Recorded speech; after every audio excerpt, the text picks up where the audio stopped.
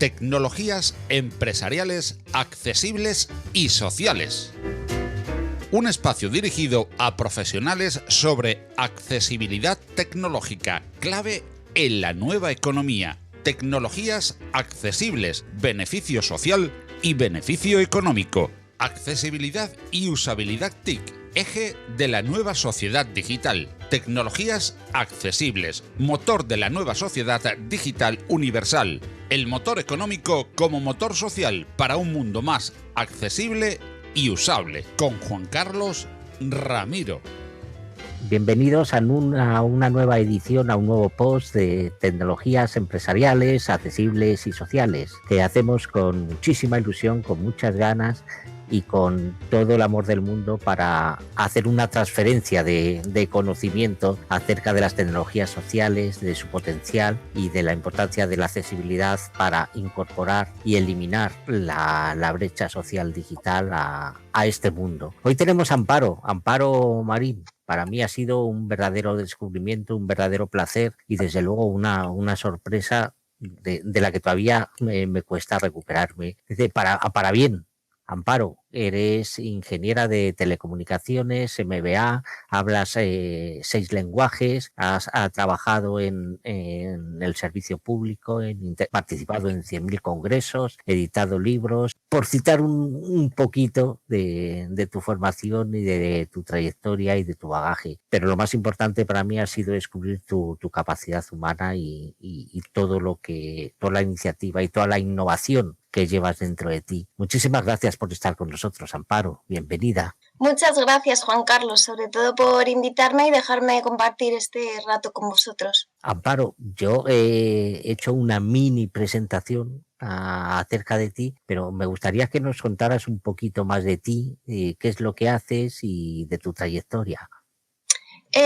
Bueno, la verdad es que lo has resumido bastante. Yo suelo decir que soy una persona pues muy práctica, que la verdad es que mi foco, lo que realmente me apasiona es la tecnología, pero aplicada a construir un mundo un poco mejor, más sostenible y sobre todo orientado a las personas. Entonces, pues bueno, el año pasado, con la pandemia que nos tocó vivir, pues yo siendo ingeniera no pude evitar decir, oye, yo ingeniera, ¿cómo puedo ayudar al sector sanitario, ¿no? Que parece que puede ser algo que dista mucho o que puede chocar. Y entonces, pues con un grupo de amigos empezamos a aplicar la tecnología, en concreto, pues por ejemplo, impresoras 3D, para construir material sanitario. En pleno pico de la pandemia, yo me acuerdo cuando nos encerraron el 16 de marzo, pues empezó a escasear el material sanitario y nosotros, como la mayoría de los ciudadanos, queríamos ayudar y queríamos ayudar a los hospitales, centros sanitarios, personal de primera línea. Entonces, bueno, pues aportando nuestros conocimientos, nuestro granito de arena y nuestro diseño, pues unimos equipos multidisciplinares y empezamos a contribuir de esa forma. Según fuimos avanzando, dimos un paso más. ¿Y cuál era ese paso? Pues que la escalabilidad, básicamente. Tú te das cuenta que hay muchas personas, incluso empresas, es aquí donde entra en juego la colaboración individual, personas, individuos con las empresas, que también querían ayudar. Y si nos echamos un año atrás o año y medio, por ejemplo, el sector del plástico estaba bastante penalizado pues, por toda la contaminación, lo que podía suponer para el cambio climático. Y estas empresas, en concreto todo el sector del plástico, la Asociación de Matriceros de Plástico, pues también tenían sus fábricas paradas. Y era justo el complemento perfecto para diseñar o para enriquecer y dar escalabilidad al material que nosotros producíamos. Por cuantificar un poco, nosotros podíamos tardar del orden de 3 horas en imprimir una visera para proteger a un bombero, a un policía, mientras que ellos a lo mejor en un día eran capaces de producir 10.000 unidades. Entonces, pues a través de esta colaboración, personas, empresas, en cuestión de 2 meses conseguimos producir unos 2 millones de unidades de material sanitario que fueran distribuidas pues, a hospitales, centros, personal de primera línea y de esta forma pues aportamos nuestro granito de arena. Cuando estabas empezando a hablar, Amparo, has mencionado un concepto que algo en lo que yo creo y he defendido siempre, es la tecnología centrada en la persona. Evidentemente la tecnología tiene que servir para ganar dinero, para generar beneficio, pero por encima de todo tiene que servir para ayudar a la persona. Yo pienso siempre que toda tecnología, por imperfecta que sea, es tecnología social, porque cualquier tecnología ha ayudado a eliminar una brecha, por imperfecta que sea, tanto para personas ciegas, personas mayores, siempre ha generado mayor beneficio que brechas sociales. Pero aparte, tú has dicho algo muy importante. Tú eres ingeniera de telecomunicaciones, trabajas en una gran empresa, pero tenías claro que tienes un conocimiento que tenías que poner al servicio de la sociedad.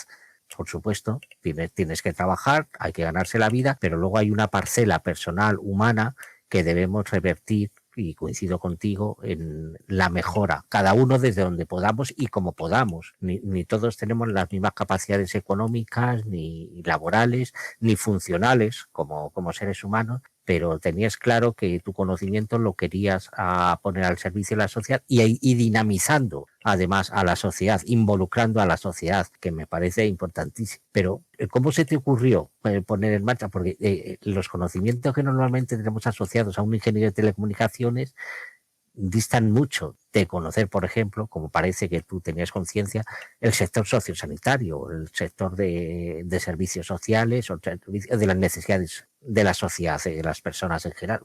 ¿Cómo se te ocurrió y cómo poner en marcha todo esto tan grande? Bueno, al final yo creo que es una labor de equipo, ¿no? No es algo que yo me atribuya al mérito, ni muchísimo menos, sino que yo creo que al final es encontrar las personas adecuadas, y yo una de las cosas que siempre digo es que los recursos, o el recurso más importante, no es ni el dinero, ni tener una virtud fantástica y ser superdotado. El recurso más importante es tu cabeza, porque tu cabeza es el que tiene la capacidad de tener esa idea o esa voluntad de querer hacer las cosas de forma diferente, y lo que tienes que conseguir es que el resto se sienta parte de. De esa forma es como la ejecución marca la diferencia y se consiguen aquellos objetivos que te propongas. O sea, yo, por ejemplo, cuando hicimos esto, es como cuando construyes un muro. Nosotros no nos propusimos construir el muro más grande del mundo y más perfecto del mundo, no. Nosotros lo que decíamos es, oye, voy a poner este ladrillito aquí de la forma más perfecta o mejor que yo sé. Y lo voy a repetir día sí y día también.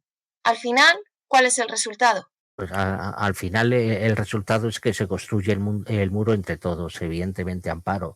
La iniciativa que tuviste ha tenido tal repercusión social que es lo de menos, evidentemente, y no lo buscabas. Soy consciente de que no lo buscabas, pero ha tenido tal repercusión que has obtenido recientemente uno o dos premios, me comentabas, internacionales, de europeos y de Naciones Unidas, tengo entendido. ¿Es así? Bueno, hace 2 semanas presenté mi último capítulo de tesis doctoral, un modelo para finanzas sostenibles, pues lo presenté a un concurso basado en tecnología blockchain y sí, gané el premio. Lo que estás haciendo, cuando empezamos a hablar en estos días, no nos conocíamos, Amparo, yo pensaba hablar de accesibilidad tecnológica, pero la iniciativa que has tenido, tanto durante la pandemia como este proyecto que has presentado de servicios financieros, tiene mucho que ver con la accesibilidad, porque estás generando accesibilidad a unos servicios prácticamente para cualquier persona, ¿es así? Sí, no puedo estar más de acuerdo contigo. O sea, yo la accesibilidad la veo en sentido amplio. Para mí, accesibilidad es compartir conocimiento. Hay muchas personas que lo que piensan es que accesibilidad es simplemente poner a disposición de personas con alguna discapacidad o con alguna limitación. Pues para mí, una persona que no conoce la tecnología, hacérsela accesible es enseñarle. Es sentarse con esa persona y que esa persona sepa descubrir lo que la tecnología le puede aportar. que sepa ver el valor de que la tecnología le puede hacer la vida más fácil, le puede hacer más productivo en su día a día. Obviamente, accesibilidad también es o está muy ligada al mundo de la sostenibilidad. Ahora, por ejemplo, en concreto, la idea que yo presenté de finanzas sostenibles, las finanzas o el acceso a las finanzas no es universal. Sin embargo, un 92% de la población que no tiene banco tiene teléfono móvil y hay 7 millones de acciones orientadas al cambio climático. Entonces, ¿por qué no hacer accesible, por ejemplo, a través del móvil o a través de iniciativas de lucha contra el cambio climático, la sostenibilidad, personas que contribuyan en esas acciones, pues que puedan canjear esa contribución por necesidades básicas o por cubrir sus necesidades básicas? Eso también es accesibilidad. Entonces estoy completamente de acuerdo contigo, Juan Carlos. Sí, evidentemente la accesibilidad va mucho más allá de hacer una rampa en el ámbito físico, me refiero, o tener un teléfono que te ponga las letras más grandes, que lo puedas configurar, va mucho más. Y la primera barrera de la accesibilidad es la formación y el conocimiento, sin duda. Sin duda. De hecho, yo llevo diciendo desde hace mucho tiempo que la tecnología, insisto, yo siempre diré que hay dos ámbitos que no son perfectos. Por un lado la legislación y por otro la tecnología, pero sí que son suficientemente robustas ya hoy en día para, conociéndolas, garantizar unos derechos, ¿no? Y en la tecnología, clarísimamente, el gran problema de la tecnología a nivel de usuario, me refiero, o de servicios dirigidos al ciudadano, es decir, no profesionales, es decir, no un laboratorio de ciberseguridad para profesionales. Me refiero a la tecnología a nivel de usuario. El gran problema empieza a ser el desconocimiento de la propia tecnología, por dos ámbitos. Por el ámbito del usuario, que desconoce lo que tiene en la mano y le puede ser mucho más útil sabiendo lo que hace su teléfono móvil, por ejemplo, para configurarlo.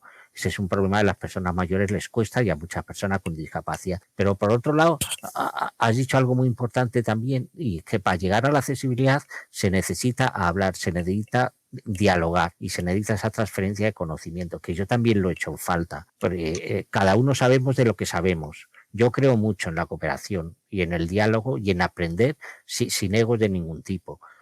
Y hecho, para llegar a esa forma de accesibilidad de diseñar productos, servicios, como es en tu caso creo que solo con la conciencia tienes la capacidad para meterte dentro del concepto de accesibilidad, pero no es lo habitual. Se necesita mucho diálogo y mucha transferencia de conocimiento y mucho compartir para que yo quiero arreglar el mundo, pero ¿cómo? Y es...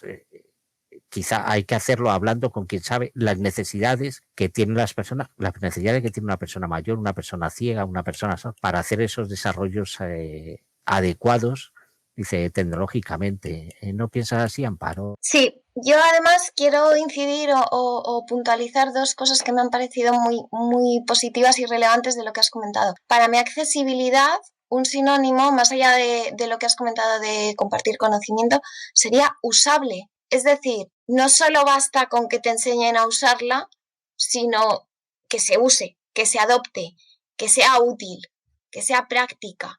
Porque si te enseñan a utilizar una cosa más o menos complicada y a ti no te aporta mucho valor o es demasiado complicado, pues dentro de 2 semanas posiblemente, si no lo practicas, no lo usas, con lo cual esa tecnología o esa herramienta deja de ser usable. Entonces creo que tenemos también que incidir o hacer énfasis en el concepto de usabilidad, que se use, que se adopte, que sea útil o práctico para los ciudadanos, para la sociedad en general.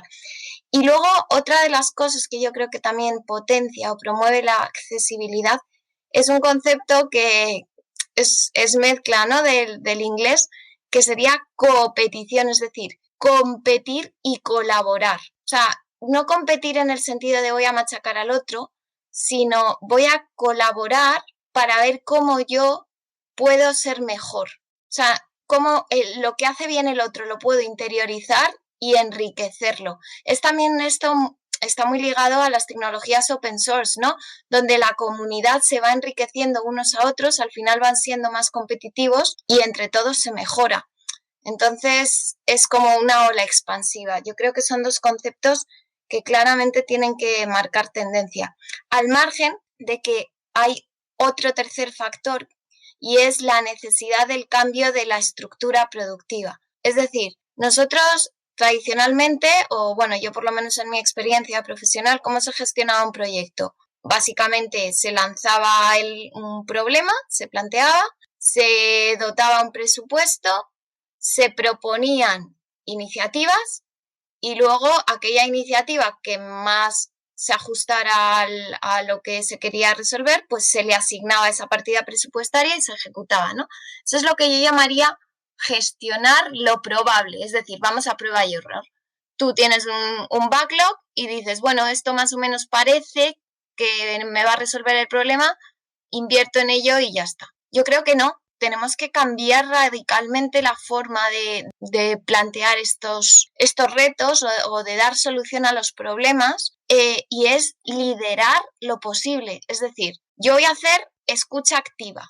¿Qué necesitan? Tecnología inclusiva. O sea, estar abierto a realmente qué es lo que tiene sentido invertir. Una vez que yo compilo todo ese backlog de necesidades, veo sinergias o veo qué cosas están repetidas o veo qué cosas son comunes.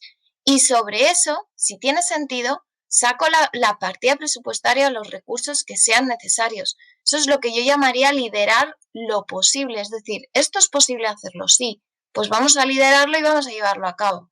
Entonces creo que es un cambio de mentalidad que a su vez pues implica cierto cambio en lo que es la estructura productiva, porque al final implica colaboración pues o promover los consorcios, promover las uniones entre pymes, grandes organizaciones e incluso empresarios. Pero bueno, es un poco mi visión de por dónde deberíamos ir. Totalmente de acuerdo, Amparo. Mira, en estos días que hemos estado hablando, ya te comentaba que en su día yo puse en marcha el CENTAC, Centro Nacional de Tecnologías de la Accesibilidad, y una vez que el CENTAC cerró, he puesto en marcha una nueva empresa con esa misma filosofía, AISTE, Accesibilidad, Inteligencia Social y Tecnología, con esa misma mentalidad, que es la colaboración social. Ambas entidades están basadas en un concepto de colaboración público-privada. Esta es privada completamente, pero porque creo en esa capacidad y en esa necesidad de colaboración. Y creo en el concepto que tú has dicho de cambiar la forma de llevar a cabo el cambio de estructura productiva, sin duda, y liderar lo posible. Lo que pasa, yo creo que hoy en día prácticamente todo es posible. Lo que pasa que depende cómo lideres ese cambio, dice, puede generar mayor beneficio social o menor, sin duda. Y cuando utilizamos lo que tú has comentado al principio, es decir, que yo siempre hablo de accesibilidad y usabilidad, y para mí cada vez más el concepto usabilidad tiene más importancia que el de accesibilidad. Accesible tiene que ser, y además es regulado por ley en todo, incluso en los servicios financieros, Amparo, que es algo que muy poca gente conoce. Ahora entra en vigor una directiva europea que afecta al sector financiero en todo lo que va a realizar de cara al ciudadano. Pero la usabilidad tiene que ir de la mano. Es como la madre y el hijo, o el padre y el hijo, o la mujer y la pareja tienen el mismo. Una no tiene sentido ni tiene la misma capacidad ni el mismo potencial sin la otra, sin duda. Yo siempre pongo un ejemplo muy claro. Yo puedo tener el teléfono más accesible del mundo, pero yo que soy usuario de silla de ruedas, si me lo pones encima de un armario, pierde para mí cualquier tipo de posibilidad de usabilidad. Es decir, no lo uso. El por qué, un ejemplo muy claro, lo pongo muchas veces y parece que soy accionista de Google, y te aseguro que no lo soy, pero para mí Google es el máximo exponente de usabilidad, porque lo hizo tan sencillo que no necesitaban ningún manual de instrucciones para utilizarlo. Te puso una casilla allí en medio sobre un fondo blanco y una persona mayor de 80 años o un niño era capaz de averiguar para qué servía eso, ¿no? Y se puso a liderarlo y se ha quedado con el mercado. Insisto, no soy accionista de Google, es que es un ejemplo que a mí me ha impactado enormemente. Y la colaboración sin duda de público-privada, ciudadano, como tú comentabas, ciudadano-empresa, empresa, organismos, asociaciones no lucrativas, la colaboración global, sin duda. Todo eso es lo que es seguridad, porque aglutinamos y compartimos ese conocimiento, sin duda, diré. me parece que con esa transferencia, andando juntos por el camino, se avanza mucho y ganamos todos, porque hay algo que nunca va a desaparecer y es eliminar la necesidad global a nivel mundial. Entonces, sí, y hay espacio para todos, para la empresa privada que quiere ganar mucho dinero, para los profesionales independientes, para las fundaciones, para los organismos no gubernamentales. Hay espacio para todo, pero el secreto es andar juntos. Sí, estoy totalmente de acuerdo. De hecho, yo hablaría de accesibilidad universal. O sea, la tecnología tiene que ser accesible de forma universal. ¿Y esto en qué se traslada? Pues yo lo definiría como, por ejemplo, un árbitro o un buen árbitro que siempre tiene que estar presente, tiene que cumplir sus funciones a la perfección, pero no se tiene que notar su presencia. Entonces, pues es un poco el símil al cual deberíamos ir.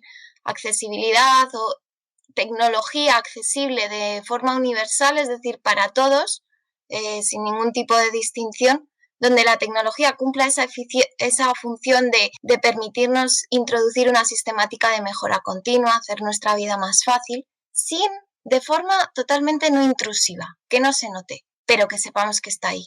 Amparo, lo que te voy a comentar es un debate o algo que se lleva hablando desde hace décadas. ¿Tú crees que en las grandes empresas, las empresas líderes, tractoras de la sociedad a nivel empresarial, a nivel industrial, y no solo tecnológicas, en general, del sector productivo, son conscientes el beneficio que les puede reportar la accesibilidad y la usabilidad tecnológica para captar clientes, para incrementar su beneficio, para agrandar su balanza de negocios y al mismo tiempo generar beneficio social, pero sobre todo de lo que les puede aportar económicamente el introducir conceptos de accesibilidad y usabilidad en sus productos, servicios o entornos que ponen al servicio de los ciudadanos?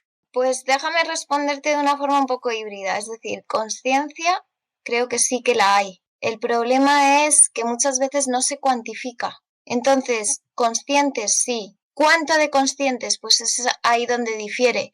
Y aquí yo diría que entraría un poco el concepto, o es lo que permite a las empresas diferenciarse. Has hablado de Google, has hablado, y con Google pues yo incluiría quizás pues a Amazon, Alipay. ¿Qué es lo que ha hecho a estas empresas que tengan más éxito que otras? Pues posiblemente ese sacar valor a la información, ese poner en valor de cuánto me puede aportar esto a mi cuenta de resultados y llevarlo a cabo. Entonces, muchas veces las empresas lo que no tienen es esa perspicacia o esa capacidad de sacar los datos cuantitativos que le permiten ver realmente cuánto se están perdiendo por no hacer sus productos o servicios más accesibles.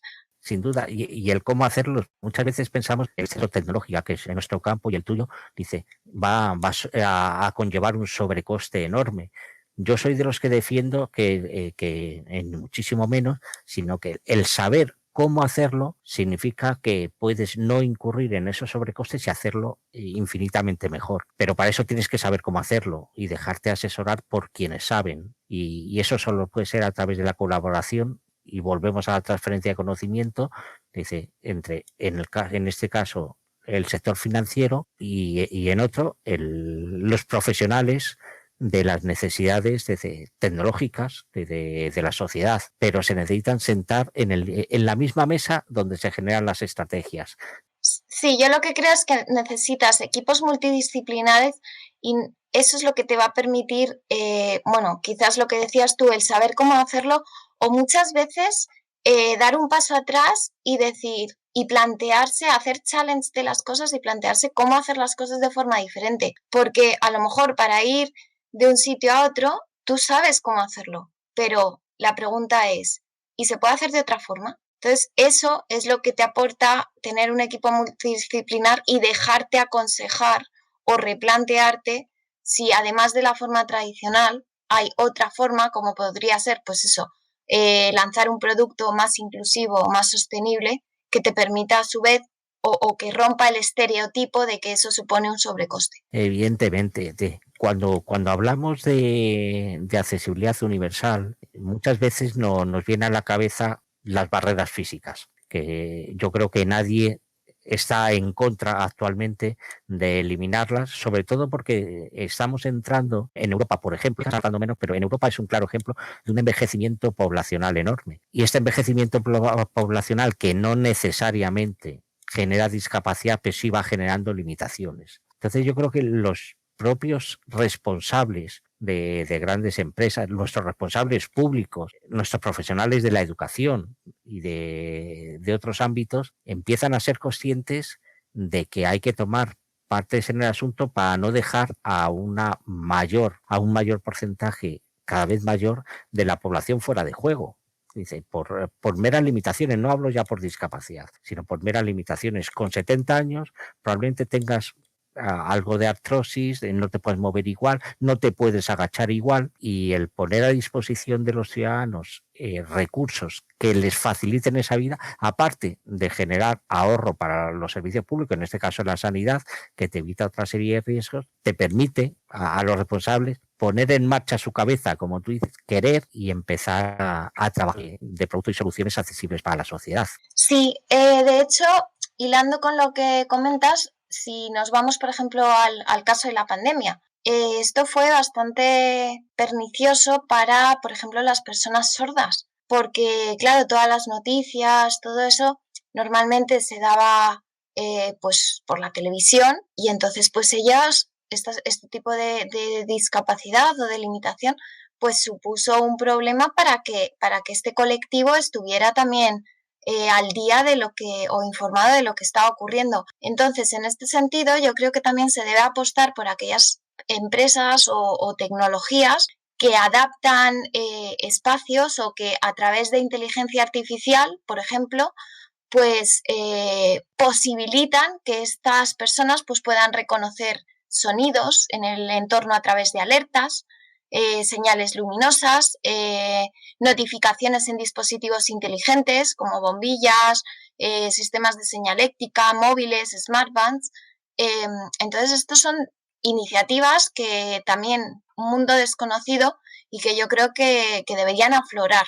Y surge muchas veces de la propia necesidad o del propio contexto. Fíjate que la tecnología domótica, que hace unos poquitos años era carísima y era para personas o familias con recursos relativamente altos, ahora la tenemos a disposición de prácticamente cualquier ciudadano. Siempre quedan ciudadanos excluidos, y por su capacidad económica también, como hemos hablado, pero cada vez la tenemos más asequible a nivel económico, que es otra forma de accesibilidad, de eliminar la brecha de accesibilidad. La accesibilidad económica es fundamental. Y hoy en día, donde la inteligencia la estamos metiendo en las bombillas y la podemos activar a través de un asistente de voz, como es el de Alexa, o directamente a las bombillas, la inmensa mayoría de la población, para mí, es un recurso de usabilidad enorme, y sobre todo para las personas mayores o personas con discapacidad intelectual. Y la inmensa mayoría de la población desconoce que existen esos recursos. ¿Cómo piensas que podemos hacer llegar esa información al usuario, que además incrementaría exponencialmente sus niveles de ventas? Pues yo creo que aquí influye mucho la actitud. Es decir, nosotros cómo conseguimos hacer llegar el material a todo este personal sanitario. O sea, yo soy una persona muy normal y corriente que está en mi casa, y con unos amigos al final conseguimos movilizar a 18.000 personas. Pues ¿cómo lo consigues? Pues yo creo que a base de determinación y trabajo, ¿no? O esfuerzo, o no darse por vencido, ese espíritu de superación. Entonces, ¿cómo consigues que la tecnología llegue a las personas? Pues lo primero es adoptarla o tener esa inquietud intelectual. Obviamente no todo el mundo tiene los mismos intereses ni esa misma inquietud intelectual, pero sí que hay personas que saben hablar los dos idiomas. Yo, por ejemplo, pues hay veces que me dicen, pero tú, ingeniero, ¿cómo acabas trabajando en banca? Bueno, pues al final la ingeniería lo que me ha dado es la sistemática o la capacidad de querer resolver personas, ¿no? Y esa es una característica que yo tengo.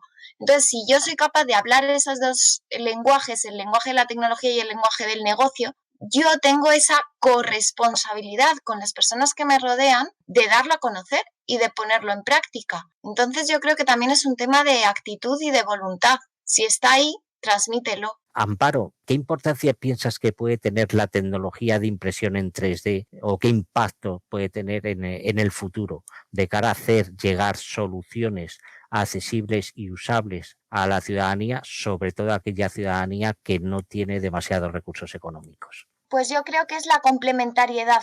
Es decir, tú con tecnología 3D puedes conseguir fabricar piececitas que son claves para la construcción de algo más grande, pero no puedes utilizarlo como algo estanco. Me explico un poco mejor. Supongamos que tú estás o quieres construir un respirador para una UCI. Posiblemente de esto ya hay empresas, está Hersil, hay empresas especializadas, empresas de equipos médicos. Pero si tú tienes la necesidad de imprimir, de hacer o se te rompe una pequeña pieza que forma parte de ese respirador, para esa empresa, para esa gran empresa, para Hersil, puede ser un arco de iglesia tener que reproducir toda la cadena productiva solo para esa piececita, mientras que con una impresora 3D en apenas unos minutos tú puedes suplir esa carencia. Entonces yo creo que el impacto de la tecnología 3D va a residir en la capacidad de complementar y de speed up, o sea, de acelerar el cubrir o suplir carencias que en procesos productivos normalmente pues serían mucho más pesados o más engorrosos. Te voy a hacer una última pregunta, porque tu tiempo es oro, evidentemente, pero es una pregunta que a mí me preocupa. En el caso de, hablando de impresión en 3D